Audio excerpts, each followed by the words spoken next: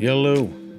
The man you're witnessing before you is considered by many to be the best pound-for-pound Muay Thai fighter of all time. Elusive, slippery, playful, precise. Every time you see the legendary Sanchai stand atop his stage, you see a man who's dedicated his life towards playful mastery of Muay Thai. Innately, throughout that process, his light, playful spirit, the meaning, the solace he's found in his craft, it must have kindled the spark of creativity. After all, Sanchai, under the flag of Muay Thai, remains one of a kind. Like a PhD, he appears to be expanding what we think we know about this great discipline. Here, though, we see Sanchai deviate from the narrative once again by wearing mixed martial arts gloves.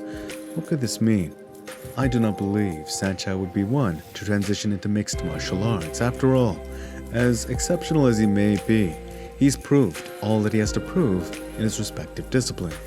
I do not know if taking such a risk would interest Sanchai. The knowledge gap is massive. There is not a pure discipline that can handle that arena for very long alone. Understanding this, it leads me to derive that perhaps Sanchai received an offer from one championship. I don't know for sure, but with the legendary eel Lertzilla competing in this arena, it would not be too far off to assume that perhaps Sanchai received an offer as well. With that said, the fighters there have been doing something very interesting.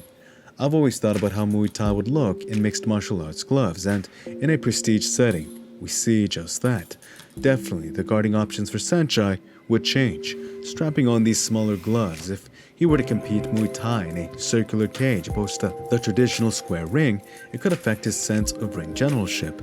Sage Northcutt, who had adapted to the UFC's octagon, definitely had problems adjusting to the square ring in his bout versus Cosmo Alexander, but of course, other factors were at play as well. He was choosing to stand and bang with a 7-time Muay Thai world champion. There was definitely a difference in experience as well. One thing I will note though, if Sanchai ends up competing at one with these smaller gloves, I think he would do pretty well, depending on the skill level of his opponent. The man is a legend, but of course, he is getting older.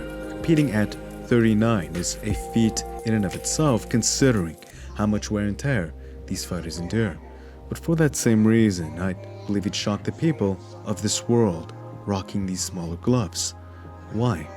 I do not believe Sanchai has endured the same tier of wear and tear comparatively to his fellow Muay Thai colleagues. After all, one of the most notable facets of Sanchai's game is simply his ability to not get hit.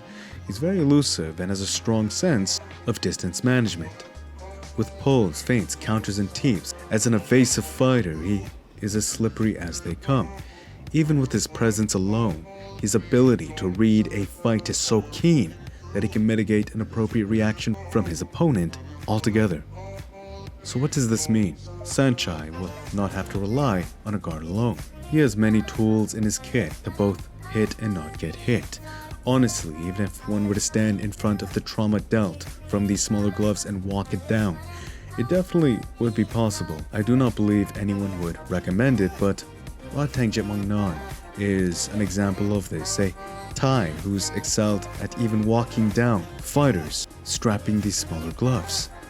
They call him the Iron Man for a reason, but with Sanchai, I'm sure, depending on the level of his opponent, taking his age into consideration, we'd see nothing but finesse from this legend even here.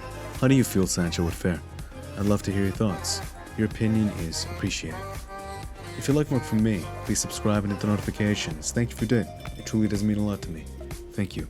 Smash the like button if you enjoyed. It's good karma, and until next time, peace.